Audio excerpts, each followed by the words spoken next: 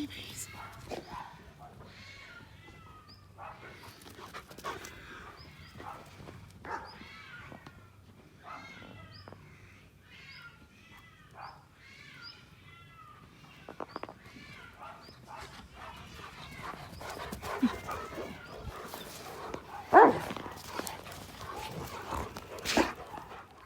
Due to the snow a few days back, we quickly ran around and put these little house things over the top of our raised garden beds.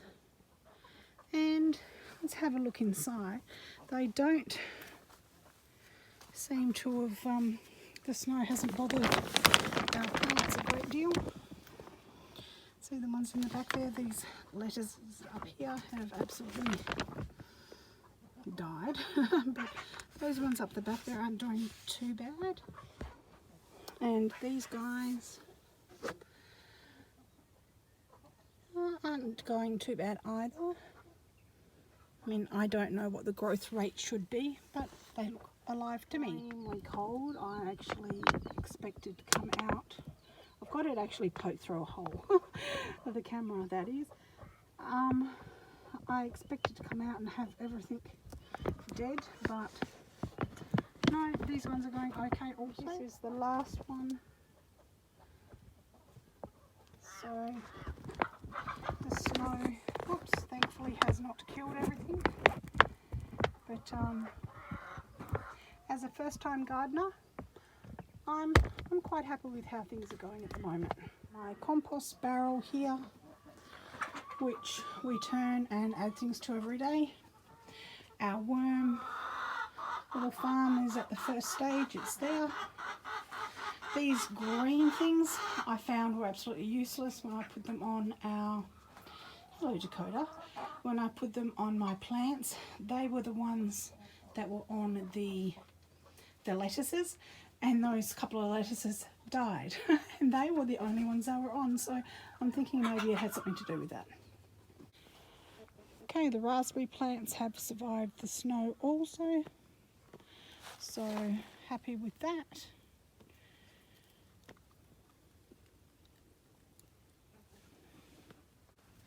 Okay, so spring is literally around the corner, literally in about 2 weeks' time. So we've got some of these gorgeous little red flowers now starting to come out on our hedges. So that looks so pretty when it's out. I love it. This big creeper over here is I thought it was a climbing rose, but I don't think it is. I think they actually died, so I'm not certain what that one is, but it's climbing, and we're going to pop it over the top of this little trellisy type thing. Simon cut it back last year. That's my guard dogs saying come and let us out now that the person's gone who brought our groceries, so I need to do that. I'll go and let them out in a second, and then I'll be off to prune the actual rose bushes. So I'm hoping this comes up nicely this time, and we can train it. I will start threading it through the actual holes here, and can't wait until those little flowers come out on that again. It looks so pretty when it does. Anyhow, off to let the dogs out. Can you believe it's probably about 5 days after and we still have snow lying around? It's crazy. Okay, these are our rose bushes, very, very neglected.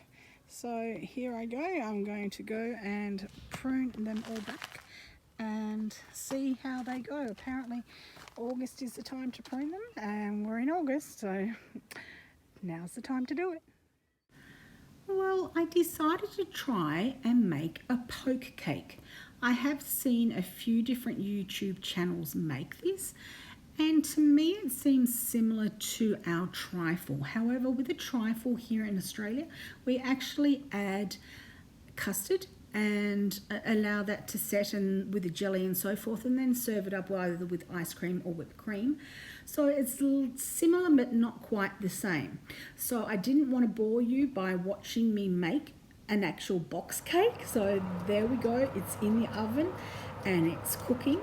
So what I've seen you do from there is actually make the jelly, and obviously the cake is cool, and once the jelly is all dissolved, or the crystals are all dissolved in there, just going to get a fork and just pop holes throughout the cake all over it, just lots of holes with the fork there, as you can see. And then I'm just going to pour gently the jelly mix over the top, and that's just going to soak in, and we're going to then pop that into the fridge for a couple of hours or overnight, which is what I did, just to give that jelly time to soak into the cake and then to get those flavors all going. I actually used a port wine flavor with the jelly, and the cake is just a plain butter cake or vanilla cake.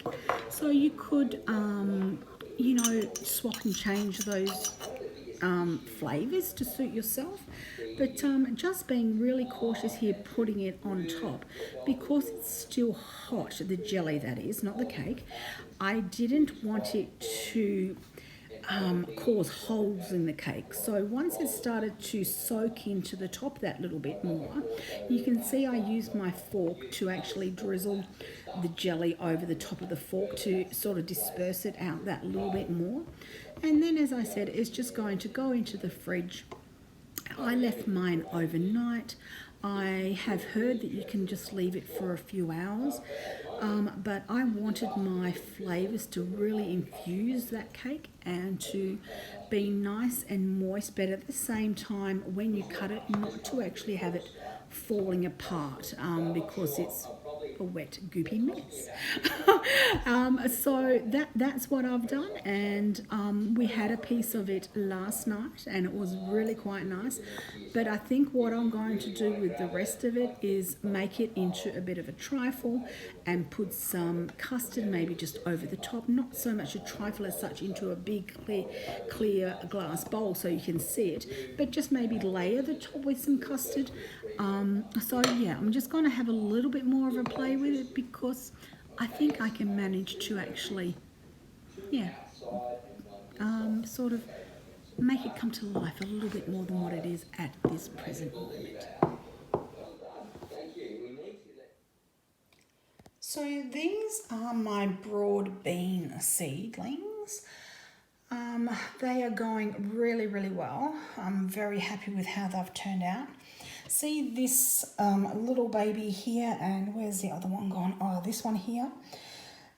They weren't actually popping their little heads up initially, and I went digging in the soil looking for them, and I found them, and they'd actually been pointing downways, so growing upside down. So let me know if you know, is there a way to actually pop your beans in for broad beans when you're actually starting them off from a bean? Let me know in the comments below. Love to hear from you. So they're not doing too bad. These ones here, not so good, I don't think. I'm not really certain. These are a mini cauliflower, and these ones, Charlotte, my little granddaughter, she planted these, and they are like a fancy lettuce. So they are starting to sprout. So I'm just been looking into finding out when we transplant them into the next stage pot, or do we then put them straight into the ground. Being a beginner gardener is fun, but lots to learn. Anyway, guys, have a fantastic day. Thanks so much for watching, and I'll talk to you tomorrow.